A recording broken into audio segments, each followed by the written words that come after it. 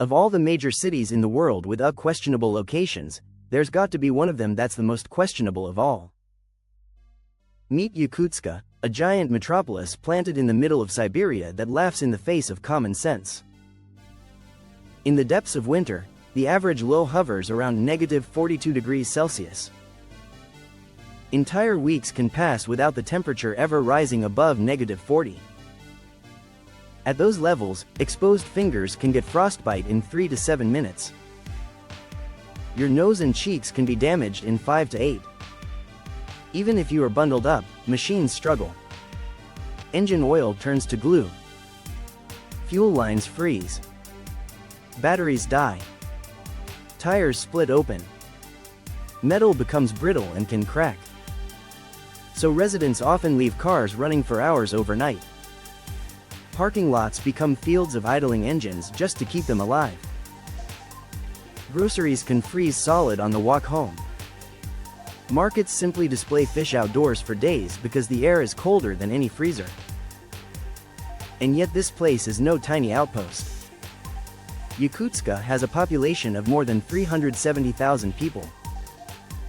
There is no bigger settlement for thousands of kilometers in any direction.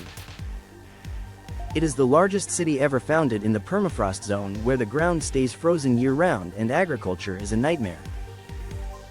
It is also by far the coldest major city on the planet. The coldest temperature ever recorded here has plunged to about -64 degrees Celsius, colder than the surface of Mars during some seasons. So how does a city like this even exist, and why here? The area has been inhabited by indigenous peoples for thousands of years, but it stayed remote and sparsely populated for most of history. The people known as the Yakut or the Sakha migrated into the region around the 13th and 14th centuries after being displaced from further south. Centuries later, Russian expansion pushed into Siberia in search of valuable furs. In 1632, a small fort was planted in the heartland of the Sakha. By the 1640s, the locals were forced to pay tribute in furs while largely being left to their own affairs. At first, nobody imagined a future metropolis here. But there was one huge advantage: the Lena River. It is one of the great river systems of the world, navigable for thousands of kilometers during summer. For a short season each year, it became a transportation artery for furs and later goods. The rest of the year, it froze solid or choked with ice. Still, it was enough to make Yakutsk an ideal inland port. Agriculture could not support growth because of the permafrost, so for centuries the region remained a resource colony focused on fur. By 1897, Yakutsk was barely a frontier town with about 6,500 people. Then the 20th century happened. After the Soviet Union emerged, the territory became an autonomous unit within the Russian Republic. In 1923, gold was discovered in the south, and by 1925 more than 13,000 people from Russia and Ukraine flooded in. The gold rush was on. Voluntary labor was not enough for the ambitions of the state, so the Gulag system delivered tens of thousands of prisoners to work the mines. The region had long been treated as a prison without walls. Surrounded by endless wilderness and killer cold, escape meant death. The result was explosive population growth.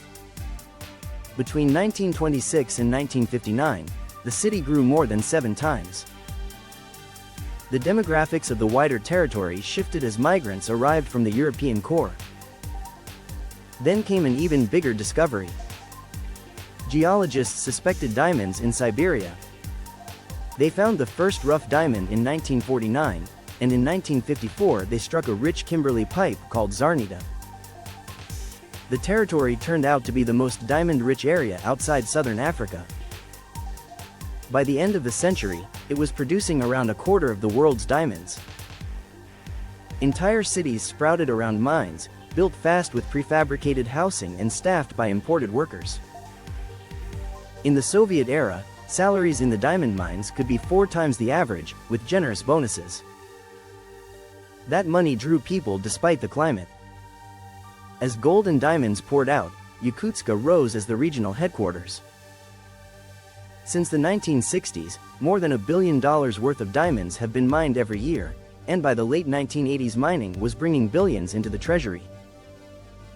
The city doubled and then doubled again, sprouting high-rises, museums, factories, and airports. The ultimate symbol was a massive open pit mine, among the largest man-made holes on Earth, so vast that helicopters were restricted from flying over it because of dangerous air currents. The environment, however, is relentless. The city sits deep inside the continent, far from any ocean that might soften temperatures. The Siberian high traps bitter, dry Arctic air over central Siberia from fall to spring. Snow-covered taiga reflects sunlight and locks in the cold. The result is weeks that never rise above -40. And then comes the flip side. Summers can soar to 41 degrees Celsius. Yakutsk lives with a temperature swing of more than 100 degrees through the year.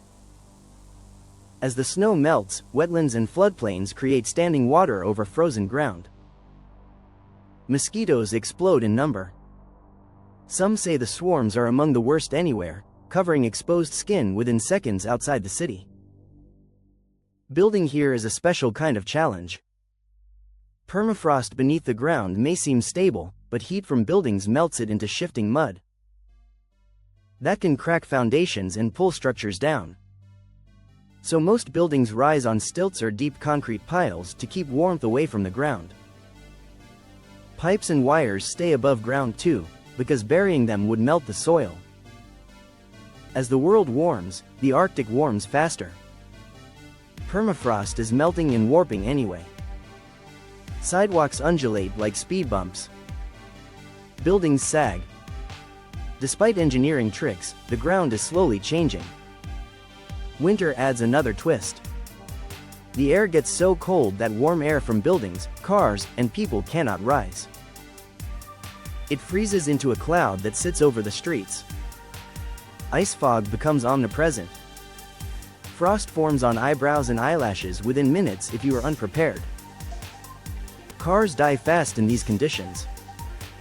Many are kept running through the winter to stop batteries and fuel from failing. Even electric cars can lose 40 to 60% of their range. Getting in or out is its own adventure. Flying from Moscow or St. Petersburg takes 6 or 7 hours, but winter fog can delay or divert flights, and extreme cold can even threaten jet fuel. Driving is harder. The city is the largest in Eurasia that is not directly connected by road to anywhere else. The Lena Highway finally became fully paved by 2014, but it runs along the east bank of the river while the city sits on the west. There is no bridge across the Lena. In winter the river becomes a solid road of ice. Trucks and cars cross as if it is a highway. In summer ferries shuttle people and goods, but capacity is limited and waits are long.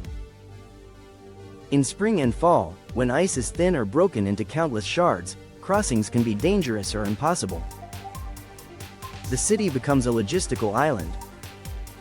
Ferry tickets can cost as much as 15% of the median monthly wage, and some residents risk the thin ice anyway. Every year there are stories of vehicles lost and lives cut short. For decades officials have talked about a bridge. Plans were floated, then scrapped after political and economic shocks.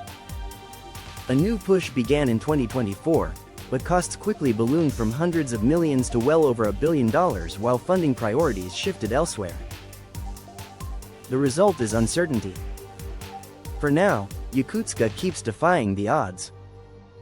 This is a city that should not exist, yet it thrives in a place that tests human limits every single day.